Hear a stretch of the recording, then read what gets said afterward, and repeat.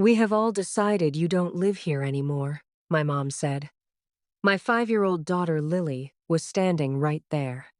She looked up at me with big, confused tears in her eyes. I didn't yell. I didn't beg. I just picked up my phone and sent one single text. When they saw what I'd written, their faces went pale. And what happened next? They deserved every second of it. It started on a Tuesday, a normal Tuesday in Denver. Nothing special. I was folding laundry in my room when I heard the front door open. Voices, lots of them. My mom, my dad, my older brother Jason, and his wife Brittany. I didn't think much of it. We all lived in the same house. Well, technically, it was my parents' house, but I'd been living there for 18 months with my daughter, Lily. Let me back up for a second. You need to understand how I ended up there. 2 years ago, my husband left, just left. Came home one day, said he wasn't happy, and walked out. Lily was barely 3. I was working part-time, trying to keep it together. And suddenly, I was doing it all alone. My parents said, "Come home. We'll help you get back on your feet." It sounded like love. It sounded like family. So, I packed up my tiny apartment and came back to the house I grew up in. At first, it was fine. My mom watched Lily while I worked. My dad helped with bills. It felt like support. But then things started to shift. Little comments. "You're still here? When are you getting your own place? Lily's toys are everywhere." Brittany, Jason's wife, she was the worst. Always making these passive-aggressive remarks like, "Must be nice not paying rent." I was paying rent, not a lot, but I was contributing. I bought groceries, I paid utilities. I wasn't freeloading, but they treated me like I was a leech. Anyway, back to that Tuesday. I came downstairs holding a basket of clothes. Lily was playing with her dolls in the living room, humming some song from Frozen. The second I walked in, everyone went quiet. That kind of quiet that makes your stomach drop. The kind that says, "We've been talking about you." "Sit down," my mom said. Not, "Hey, sweetie." Not, "Got a minute?" Just sit down, like I was about to get fired from being their daughter. I sat on the edge of the couch. Lily looked up from her toys, confused. She could feel it. Kids always can. My mom folded her hands like she was in a business meeting. "We've been talking," she said. "And we've all decided you don't live here anymore." I blinked. "What?" Jason jumped in, arms crossed, looking all self-righteous. "You've been here 18 months, Megan. 18 months. You're 29. You need to figure your life out." Brittany nodded like she'd been waiting her whole life to agree with him. She didn't say anything. She didn't have to. Her smug little smile said everything. I looked at my dad. He wouldn't look at me. He just stared at the hardwood floor like it was the most interesting floor he'd ever seen. "You're kicking me out?" I said slowly, trying to keep my voice steady, trying not to let them see me break. "We're helping you grow up," my mom said, like she was doing me a favor, like she was some kind of life coach. "You can't depend on us forever." Lily's little voice cut through the room. "Mama, what's wrong?" I looked at her, my sweet, tiny 5-year-old. Her big brown eyes were filling with tears. She didn't understand the words, but she could feel the tension. She could feel that something bad was happening. "Nothing, baby," I said softly, forcing a smile. "Keep playing, okay?" She nodded, but she didn't look away. She just sat there clutching her doll, watching me. I turned back to my mom. "Where am I supposed to go?" Jason shrugged. Actually shrugged. "That's not our problem. You're an adult. Figure it out." Brittany leaned back in her chair, arms crossed, looking satisfied. Like she'd won something. "You have 2 weeks," my mom said. "Final, cold, done. 2 weeks to find a place, to pack up my life, to uproot my daughter. 2 weeks." I sat there for a second, just processing. My brain was screaming. My chest was tight. But I didn't cry. Not yet. Not in front of them. I stood up, walked to my room, closed the door, sat on the edge of my bed, And then I cried. Not the loud kind, the silent kind. The kind where you can't breathe and your chest feels like it's caving in. The kind where you press your hands over your mouth so no one hears you. Lily came in a few minutes later, climbed onto the bed, put her little hand on my arm. "Mama, why are you sad?" I pulled her into my lap, held her tight. "I'm okay, baby. I promise we're going to be okay." She hugged me, tiny arms around my neck, and in that moment, something clicked in my brain. A memory, a very important memory. 3 years ago, my parents bought this house in Denver. It was their dream house, bigger than the old one, better neighborhood. But there was a problem. They couldn't afford it on their own. The bank wanted more income, more stability. So, guess who co-signed the mortgage? Me. I was 26, working 2 jobs, and they needed my income to qualify. I put my name on that loan because they said, "We're family, we help each other. This is for all of us." I signed those papers, I tied my credit to their dream, and now they were kicking me out of it. Funny how family works, right? I put Lily to bed that night, read her 3 stories, sang her favorite song, kissed her forehead. When she finally fell asleep, I grabbed my phone.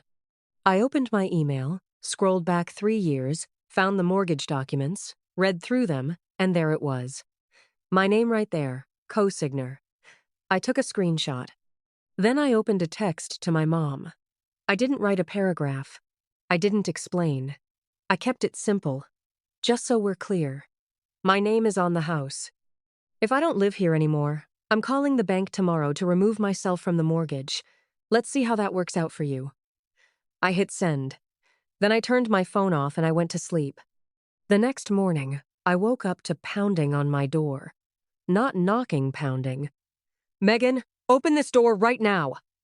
It was my mom, and she sounded panicked. I took my time.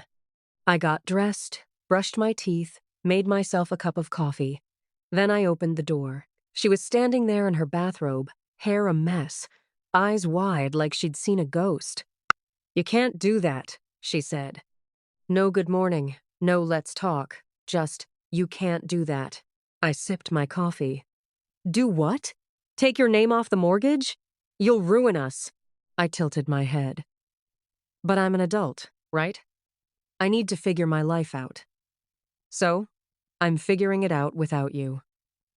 Her face went red. "You're being spiteful."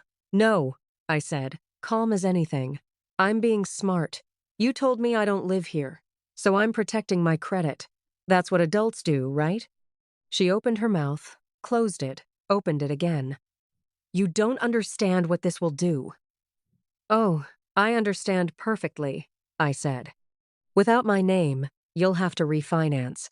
And without my income, you won't qualify, which means you'll lose the house." She stared at me. "You wouldn't." I looked her dead in the eye. "Try me." She turned and stormed back downstairs. I heard voices, loud ones, Jason yelling, Brittany's high-pitched panic, my dad finally speaking, saying something I couldn't quite hear. An hour later, they all came back. My mom, my dad, Jason, Brittany, all 4 of them standing in my doorway like a sad little committee. "We were hasty," my dad said. "Classic. Never we were wrong, just hasty." "You can stay," my mom added quickly, like she was offering me a gift. "As long as you need." "We didn't mean—" "Yes, you did," I cut in. "You meant every word." Jason tried to step in. "Look, we all just need to calm down." "No," I said, and my voice was so calm it scared even me. "I'm not calming down. I'm moving out. But on my terms." My mom's eyes went wide. "You don't have to." "I do," I said, "because you made my daughter feel unwanted. You looked at her and decided she was a burden, and I will never, ever forgive you for that." Brittany scoffed. "You're being dramatic." I turned to her. "And you're about to see just how dramatic I can be." I called a lawyer that afternoon, started the process to remove myself from the mortgage. Turns out, it's not simple. They'd have to refinance, apply all over again. And guess what? Without my income on the application, they didn't qualify. The bank sent them a letter 2 weeks later, refinance denied. My mom called me crying, actually crying. "Megan, please, we'll lose everything." "You should have thought about that," I said, "before you made my little girl cry." Jason called next, angry. "You're destroying this family." "No," I said. "You destroyed it." "I'm just refusing to fix it for you." Brittany didn't call. She just posted on Facebook. Something vague about ungrateful people and family betrayal. I screenshotted it, sent it to Jason, and told him to control his wife or I'd make things worse. He didn't respond. I found an apartment in 3 days. Small, 2 bedrooms, walking distance to Lily's preschool. It wasn't fancy, but it was ours. No one could take it away. Lily loved it. She picked out paint colors for her room, pink and purple. We painted it together, got paint in our hair, laughed until our stomachs hurt. For the first time in 18 months, I felt free. My parents tried everything. Guilt, anger, bargaining. My mom showed up at my new apartment, begging me to reconsider. "We're family," she said. "Family doesn't kick out a single mom and her toddler," I said. "Family doesn't humiliate someone in front of their child." She left crying. They couldn't afford the house. 3 months later, they had to sell at a loss because the market wasn't great.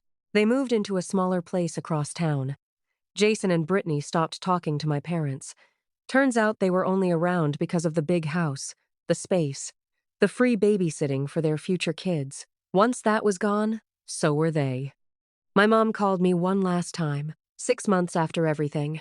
Her voice was small, broken. "Are you happy now?" she asked. I looked at Lily. She was sitting on the floor, coloring a picture of our new apartment. She was humming, smiling, safe. "Yeah," I said. "I actually am." And I hung up. Here's the thing. I didn't do this for revenge. I did it for my daughter. Because she deserved to grow up knowing that her mom would fight for her. That no one, not even family, gets to make her feel small. My parents made a choice. They chose cruelty. I just chose not to enable it anymore. So, what do you think? Did I go too far? Or not far enough? Let me know in the comments. And if you want more stories like this, hit that subscribe button. Because trust me, I've got plenty more where that came from.